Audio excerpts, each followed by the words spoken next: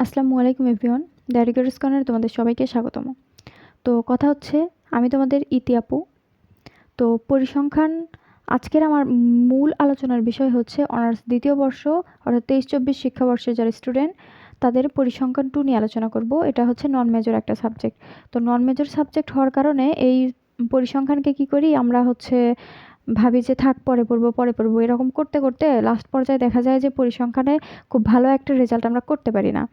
মানে সর্বোচ্চ ডি থেকে সি প্লাস পর্যন্ত পাইতে পারি, কিন্তু এর থেকে বেশি মানে মার্ক হয় না। কিন্তু আমি এমন একটা সাজেশন দেওয়ার চেষ্টা করব যেই সাজেশন থেকে এই মাত্র 30-40টা প্রশ্ন পড়লে, অর্থাৎ খ বিভাগ গ বিভাগের জন্য 30-40টা প্রশ্ন পড়লে ইনশাল্লাহ খুব ভালো একটা মার্ক ক্যারি করা যাবে। তো কথা হচ্ছে এইটার কিন্তু অনলাইনে হোক অফলাইনে হোক যেখানেই হোক মানে পরিসংখ্যানের টিচারও খুব একটা পাওয়া যায় না, বা অনলাইনেও ফ্রি কোনো ক্লাস তেমন একটা নাই বললেই চলে, বা পেইডও কোনো কেউ মানে ক্লাস খুব একটা দেয় না, বা যারা এই ক্লাসটা দেয় এমন একটা বিষয় আছে যে তারা নিজেই বুঝতে পারে না যে আসলে তারা কী পড়াচ্ছে, এরকমটা। তো আমি কাউকে কিছু না বলি, এখানে যে সাজেশন দিব এই সাজেশনটার আমরা সাজেশন তো দিব একদম সম্পূর্ণ ফ্রিতে সাজেশন দিব। এই সাজেশনের জন্য আমরা হচ্ছে কোর্স ফি চালু করেছি, যেটার সাজেশনের জন্য কোর্স ফিটা মূল্য হচ্ছে মাত্র 550 টাকা। যারা 20 তারিখের মধ্যে ভর্তি হবে তাদের জন্য এটা হচ্ছে 450 টাকা, অর্থাৎ 100 টাকা তারা ছাড় পাবে। 20 তারিখের মধ্যে যারা ভর্তি হবে তাদের জন্য 450 টাকা, অর্থাৎ 100 টাকা তারা ছাড় পাবে। এটা হচ্ছে ক্লাসটা শুরু হবে কখন? ক্লাসটা শুরু হবে হচ্ছে 20 জুলাইয়ে। আর আমাদের যে নাম্বারটা দেওয়া আছে এই নাম্বারে হোয়াটসঅ্যাপে, শুধুমাত্র হোয়াটসঅ্যাপে নক করলে হচ্ছে এই কোর্সে মানে ভর্তি নেওয়া হবে। এখন আমরা কথা হচ্ছে বেশি কথা না বাড়াই, আমরা অধ্যায় সম্পর্কে জানি। আর মেইন কথা হচ্ছে প্রথমত জানতে হবে যে আসলে এই বইয়ে বা পরিসংখ্যান 2 এর জন্য আমাদের কয়টা অধ্যায় দেওয়া আছে সেইটা। তো পরিসংখ্যান 2 এর ক্ষেত্রে আমাদের 4টা অধ্যায় দেওয়া আছে, কিন্তু 4টা অধ্যায় শুধু 4টা অধ্যায় না, 4টা অধ্যায়ের মধ্যে 3-4টা করে ভাগ করে দেওয়া থাকে, এরকম দেওয়া আছে। তো চলো আমরা প্রথমে দেখি যে কি আছে। প্রথমে আছে অধ্যায় 1-এ আছে হচ্ছে নমুনায়ন বিন্যাস, অর্থাৎ কি নমুনায়ন বিন্যাস। এখন নমুনায়ন বিন্যাস কি, নমুনায়ন বিন্যাসের মধ্যে 3-4টা ভাগ আছে, যেমন কাইবর্গ বিন্যাস, টি বিন্যাস, এফ বিন্যাস, এই ভাগগুলো আছে। এখন কথা হচ্ছে এখান থেকে আমি বিগত সাল প্রশ্ন অ্যানালাইসিস করে আমি দেখলাম যে প্রথমত আছে কাইবর্গ বিন্যাস। কাইবর্গ বিন্যাস থেকে সাজেশন অনুযায়ী আমি বানাইছি যে নাম্বার 1 এখান থেকে 3-4টা কোশ্চেন করলেই হয়ে যাবে। হ্যাঁ, 6-7টা কাইবর্গ বিন্যাস থেকে 6 থেকে 7টা প্রশ্ন মাস্ট পড়তেই হবে। এখন কথা হচ্ছে প্রথম প্রশ্নটা কি? প্রথম প্রশ্ন হচ্ছে কাইবর্গ বিন্যাস কি, কাইবর্গ পরীক্ষার ব্যবহার কি কি বর্ণনা করো। এটা পড়তে হবে। এটা কিন্তু 12 সাল, 14 সাল, 18 সালে আসছে। এটা 2 স্টার দিয়েছি আমি। অ্যান্ড সেকেন্ড কোশ্চেন হচ্ছে কাইবর্গ বিন্যাসের ধর্মগুলো লেখো। এটাও কিন্তু পরীক্ষায় 4 বার আসছে। তারপর থার্ড কোশ্চেন হচ্ছে দেখাও যে একটি 2:2 সংযোগ সারণীতে কাইবর্গ সমান n into AD minus BC, A plus B, C plus D, A plus C, B plus D. এটা বিগত সালগুলোতে 11, 13, 17 এবং 21 সালে এই প্রশ্নটা আসছে। তারপর কাইবর্গ বিন্যাসটি উদ্ভাবন করো, অথবা কাইবর্গ বিন্যাসের সম্ভাবনা ফাংশন উদ্ভাবন করো। এটা হচ্ছে বিগত সাল থেকে 1, 2, 3, 4, 5, 6টা 6 বার এই প্রশ্নটা আসছে। তার মানে কি এটা খুবই ইম্পর্ট্যান্ট। আমার যেই মনে করো যে এখানকার যে সাজেশন, প্রত্যেকটা সাজেশনের কোন প্রশ্নটা কতবার করে আসছে সেটা উল্লেখ করা আছে। তো আশা করি তা কারো মানে সমস্যা হবে না। তো এরপরের যে প্রশ্নটা আমরা দেখি, এরপরে কাইবর্গ থেকে আর কি কি প্রশ্ন আসছে।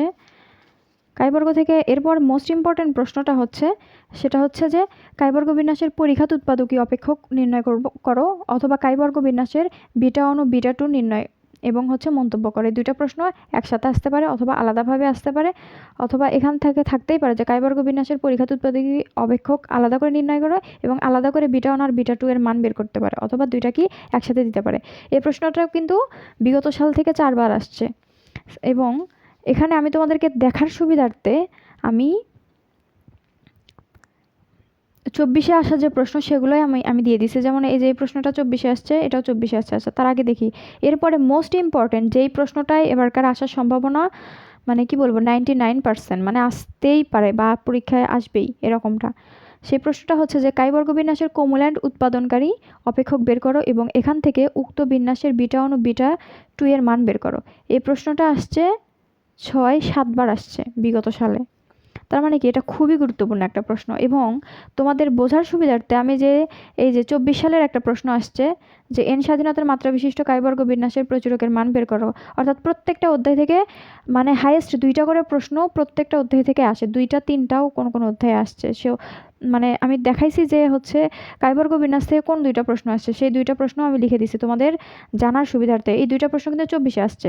কিন্তু আমরা এখন কি করব, যারা আমরা 25-এর স্টুডেন্ট মানে 25-এর হচ্ছে পরীক্ষার্থী দিব, তাদের জন্য আমাদের কি করতে হবে, এই 2টা কি করব আমরা আপাতত স্কিপ করব।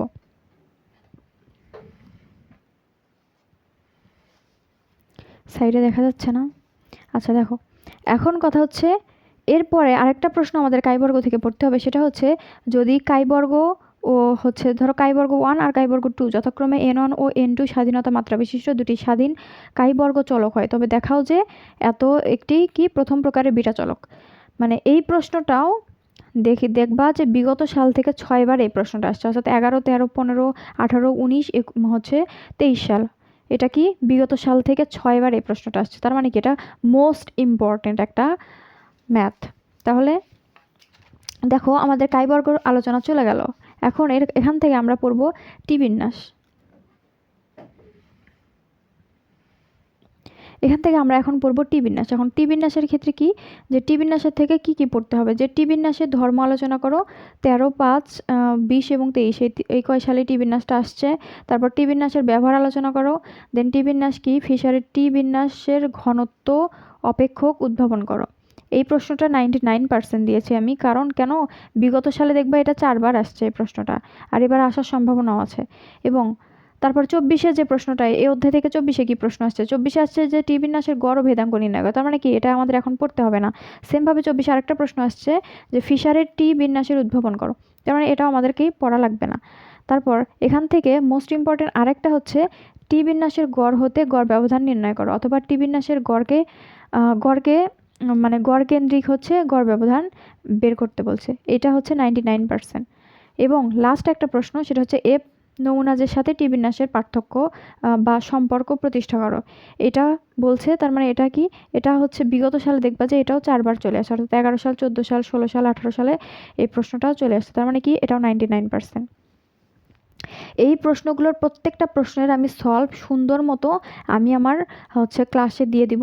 যারা ক্লাসে ভর্তি হতে চাও হোয়াটসঅ্যাপে নক দিবা ওই নাম্বারে, তাহলেই সুন্দর মতো সবগুলো ক্লাস পেয়ে যাবো তোমরা। এখন আরেকটা হচ্ছে নমুনান বিন্যাসের মধ্যে আরেকটা কি আছে, এফ বিন্যাস। এফ বিন্যাস কি, এফ বিন্যাসের মধ্যে এফ বিন্যাসের ব্যবহার লেখো, তারপর এফ বিন্যাসের গড় ও ভেদাঙ্ক নির্ণয় করো। এটা 24-এ আসছিল। তারপর যদি এফ একটি n1 ও n2 স্বাধীনতার মাত্রা বিশিষ্ট এফ চলক হয়, তবে x = এত এর বিন্যাস নির্ণয় করো। এই প্রশ্নটাও 24-এ আসছিল। তার মানে 2টা প্রশ্ন কি করবো আমরা, স্কিপ করব। স্কিপ করে জাস্ট এফ বিন্যাস থেকে 3টা প্রশ্ন পড়বো। প্রথম প্রশ্ন 4টা প্রশ্ন পড়বো। তার পরবর্তী প্রশ্নটা কি, তিনটা প্রশ্ন পড়বে। দেখো তারপরে 4 নম্বর প্রশ্ন হচ্ছে এফ বিন্যাসের প্রচুরক নির্ণয় করো।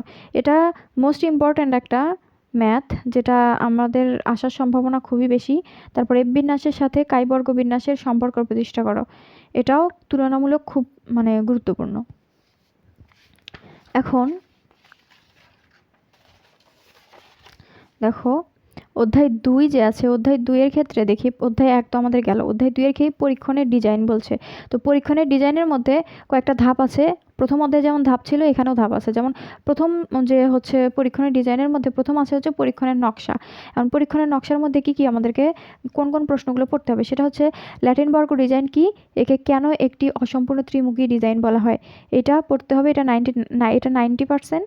তারপর একটি ভালো পরীক্ষণের জন্য কি কি বিষয় বিবেচনা করা প্রয়োজন, অথবা পরীক্ষণ নকশার বিভিন্ন ধাপসমূহ বর্ণনা করা। অর্থাৎ এই যে প্রশ্নটা 11 সাল, 16 সাল, 18 সাল, 20 সাল, 22 সাল, মানে 6 বার এই প্রশ্নটা আসছে।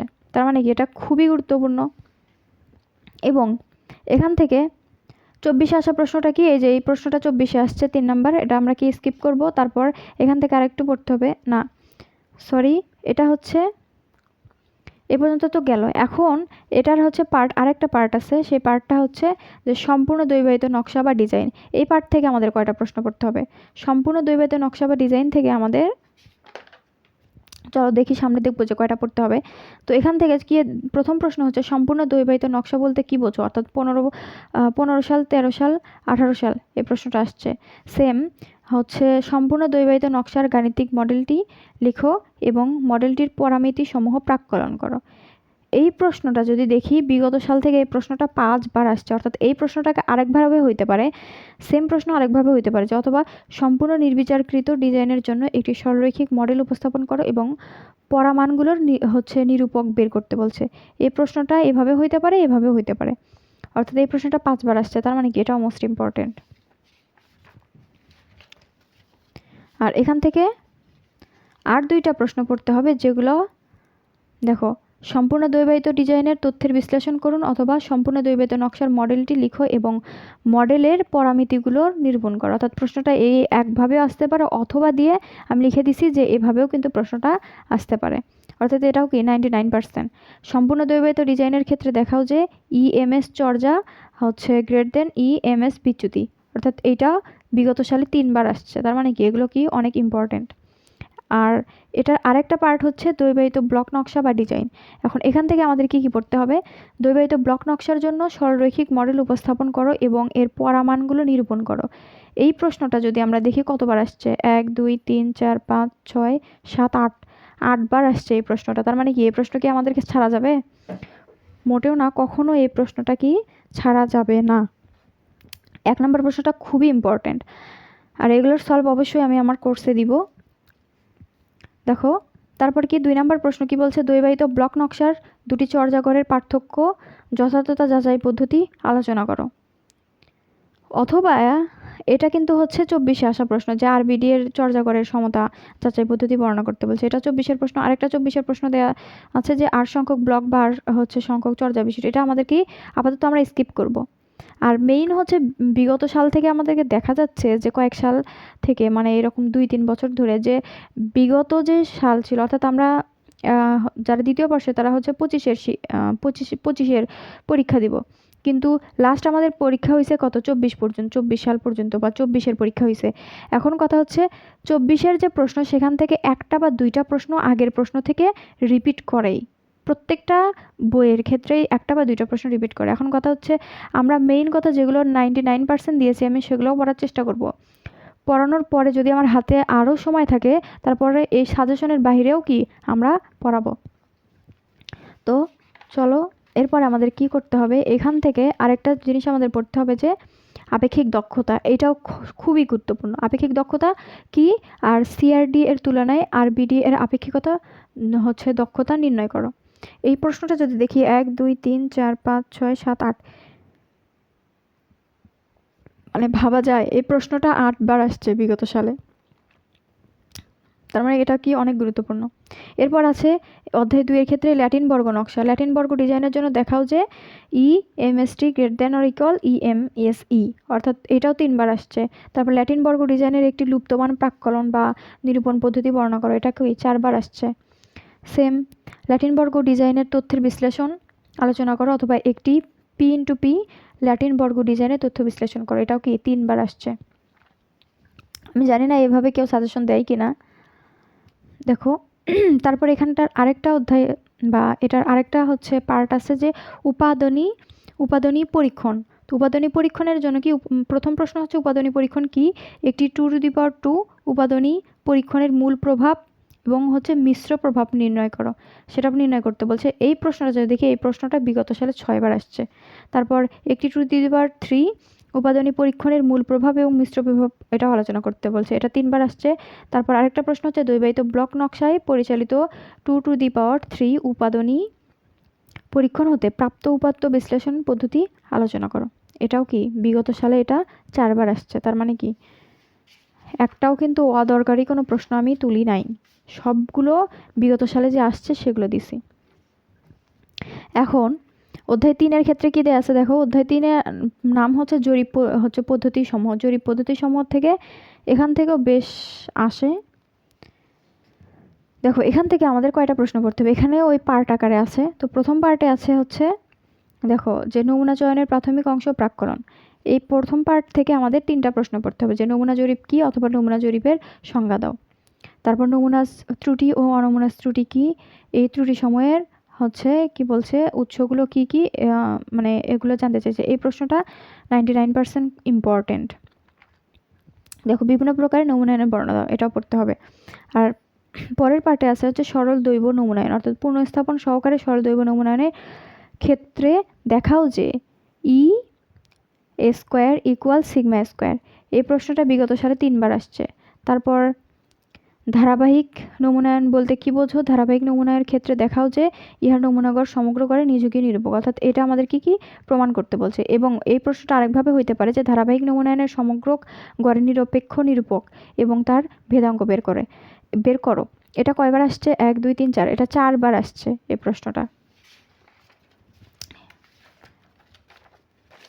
দেখো এখান থেকে আরেকটা জিনিস আমাদের পড়তে হবে যে স্তরিত দৈব নমুনায়ন। তো স্তরিত দৈব নমুনার জন্য আমাদের এই যে প্রশ্নটা, এই প্রশ্নটা দেখো 1 2 3, এই প্রশ্নটাও কতবার, 4বার আসছে, 11 সাল 14 সাল 15 সাল 19 সাল পর্যন্ত আসছে এই প্রশ্নটা। তারপরে প্রমাণ করো যে এত এত, অথবা এই প্রশ্নটা আরেকবার আসতে পারে যে সরলরৈখিক গতিধারা বিশিষ্ট সমগ্র হতে নমুনায়নের ক্ষেত্রে দেখাও যে, মানে এটা আমাদেরকে কি প্রমাণ করতে বলছে। এটাও বিগত সালে যদি দেখা যায় 5বার এই প্রশ্নটা আসছে, তার মানে কি এটাও মোস্ট ইম্পর্টেন্ট একটা ম্যাথ। তাহলে লাস্ট একটা অধ্যায় আছে, সেটা হচ্ছে অধ্যায় 4। লাস্ট অধ্যায়টা কি, অধ্যায় 4। অধ্যায় 4-এ কি আছে যে প্রকল্প যাচাই ও পার্থক্যের যথার্থতা যাচাই করো, সেটা। এখন প্রকল্প যাচাইয়ের মধ্যে এই অধ্যায়ে আবার হচ্ছে অত পার্ট আকারে নাই, এটা জাস্ট একটাই। এখান থেকে কয়টা, 5টা ম্যাথ করলে আমরা এই চ্যাপ্টারটাও রান করতে পারবো। তো এই 4টা অধ্যায় কিন্তু পার্ট কিন্তু এর মধ্যে অনেকগুলো আছে। এই 4র্থ অধ্যায় থেকে এই প্রশ্নগুলো পড়তে হবে। এখন তার মধ্যে মোস্ট ইম্পর্টেন্ট হচ্ছে জাস্ট এইটা, যে নিম্নলিখিত কল্পনাটির যাচাই প্রক্রিয়া বর্ণনা দাও। এটা হচ্ছে মোস্ট ইম্পর্টেন্ট। অথবা এটাকে আরেকভাবে আসতে পারে যে শূন্য সংশ্লেষাঙ্ক, এই যে এই হচ্ছে শূন্য দেওয়া আছে বা নট, তাহলে শূন্য সংশ্লেষাঙ্ক যাচাই প্রক্রিয়া কি বর্ণনা করো। এই যে প্রশ্নগুলো আছে, এই প্রশ্নগুলা যদি সম্পূর্ণ ক্লাস তোমরা করতে চাও, সম্পূর্ণ ক্লাস করার জন্য আমাদের কোর্সে ভর্তি হতে হবে। উপরে ডিসক্রিপশন বক্সে আমাদের হচ্ছে ফেসবুক পেজের লিঙ্ক দেওয়া থাকবে, আমাদের মেসেঞ্জার গ্রুপ আছে, মেসেঞ্জার গ্রুপের লিঙ্ক দেওয়া থাকবে, ইভেন নাম্বার যে দেওয়া থাকবে ওই নাম্বারে 550 টাকা তোমরা হচ্ছে বিকাশ করলে কি হচ্ছে পুরো কোর্সটা পেয়ে যাবা। আর মেইন কথা হচ্ছে 20 তারিখে ক্লাস শুরু হবে, কিন্তু 20 তারিখের মধ্যে যারা ভর্তি হবে তাদের জন্য 100 টাকা ছাড় হয়ে 450 টাকা কোর্স ফি করা হবে। আর মেইন কথা, যদি ফেসবুকে জানতে চাও তো ফেসবুকে লিখে সার্চ দিবা, দ্য এডুকেটার্স কর্নার লিখে সার্চ দিলেই দেখবা যে আমার পেজ চলে আসবে, প্লাস হচ্ছে ক্লাস দেখতে পারবা। প্রথম বর্ষের স্টুডেন্টদের জন্য আমাদের হচ্ছে কোর্স চলমান। তো আজকের মতো এই পর্যন্তই, আল্লাহ হাফেজ।